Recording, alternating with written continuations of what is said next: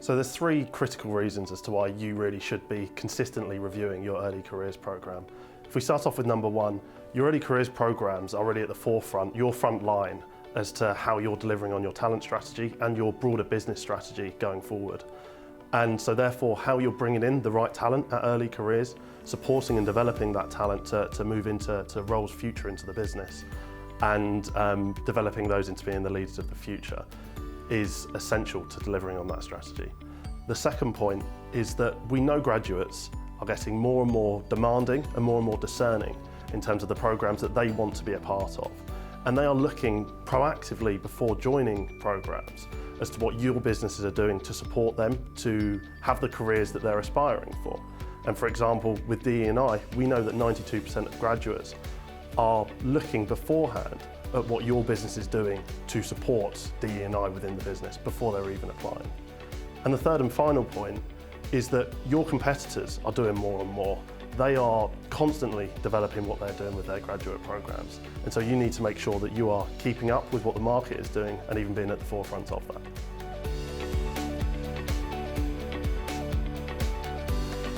At a high level, really the first thing you want to be looking at when reviewing your early careers program is how that program is supporting you to deliver on your strategy as a business, and how the talent strategy specifically is aligning to what you're seeking to achieve. And that really does start with early careers. We know that early careers is the start of that talent pipeline. And so we start from day one, how you're attracting the right candidates, how you're screening and selecting the right candidates, and then how you are supporting, developing those candidates once they're on your program, so that they're then able to move on into the business, into the roles that are really going to enable them to deliver value. And we also know that DE&I is at the forefront of what candidates are looking for from their early careers programs and the businesses that they want to be a part of. And so you also need to be thinking about how your early careers program is contributing to your DE&I agenda, not just how it is in line with it, but actually how it actively contributes to what you're seeking to achieve in that space, and how you're helping your potential candidates and the graduates already on the programs to understand their role as a part of that program and contributing to that strategy.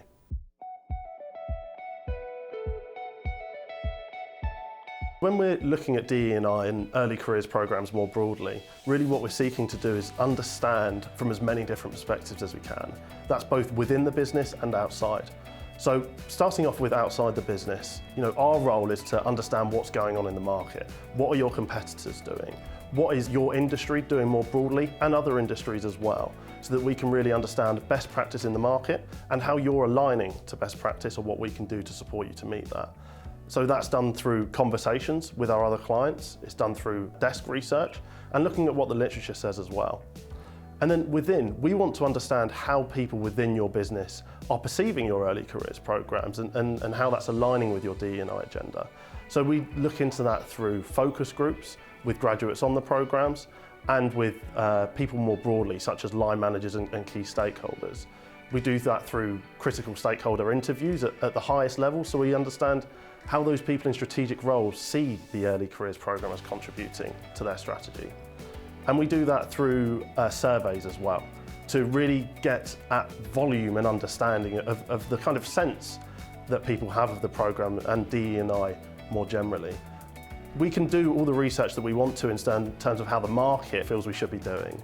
But if we don't understand what different populations within your business feel as to how your early careers program is doing, especially with that DE&I lens on, then we're never really going to be able to close that gap as to where you are versus where you need to be.